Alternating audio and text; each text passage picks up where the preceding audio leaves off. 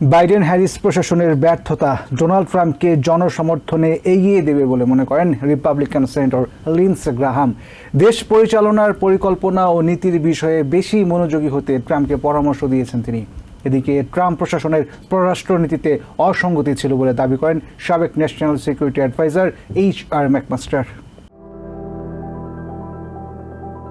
নির্বাচনকে সামনে রেখে ডেমোক্রেটিক পার্টির উদ্দীপ্ত প্রচারণার বিপরীতে দলে অনৈক্য, চলমান আইনি লড়াই সহ বিভিন্ন কারণে অনেকটাই কোণঠাসা হয়ে পড়েছেন রিপাবলিকান প্রার্থী ডোনাল্ড ট্রাম্প। এমন পরিস্থিতিতে দলে তার অনুগত রাজনীতিবিদরা নানা ধরনের পরামর্শ দিচ্ছেন। সাউথ ক্যারোলাইনার রিপাবলিকান সেনেটর লিন্ডসে গ্রাহাম বলছেন, অন্য কিছু নিয়ে চিন্তা না করে দেশ পরিচালনার পরিকল্পনা ও নীতি নিয়েই বেশি মনোযোগী থাকতে হবে ট্রাম্পকে। এমন পরামর্শের প্রতিক্রিয়ায় ট্রাম্প CBS নিউজকে বলেন, লিন্ডসে গ্রাহাম কি বলেছেন তার তোয়াক্কা তিনি করেন না।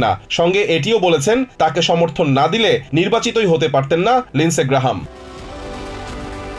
সুপরামর্শ দিয়ে অপমানজনক প্রতিক্রিয়া পেলেও অবশ্য ট্রাম্পের বিপক্ষে কোনো কথা বলেননি লিন্ডসে গ্রাহাম। উল্টো সাবেক প্রেসিডেন্ট যেভাবে দেশ পরিচালনা করেছিলেন সেটি নিয়ে তিনি গর্ব করেন জানিয়ে এই রিপাবলিকান বলেন, দেশের মানুষ ট্রাম্পের ভালো কাজের প্রতিদান অবশ্যই দেবে।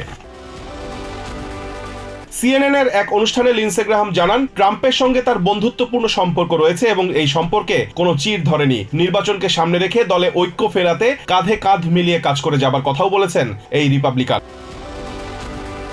এদিকে সাবেক ন্যাশনাল সিকিউরিটি অ্যাডভাইজার অবসরপ্রাপ্ত lieutenant general HR McMaster Trump প্রশাসনের বিদেশ নীতি নিয়ে একটি বই লিখেছেন। অ্যাট ওয়ার উইথ আওয়ারসেলভস শিরোনামের এই বইতে তিনি ট্রাম্প প্রশাসনের বিদেশ নীতির বেশ কিছু অসঙ্গতির বিষয় তুলে ধরেছেন। CBS নিউজের এক অনুষ্ঠানে তিনি বলেছেন, অতীত থেকে শিক্ষা নিয়ে আবারও ক্ষমতায় গেলে এসব অসঙ্গতি দূর করতে হবে ডোনাল্ড ট্রাম্পকে।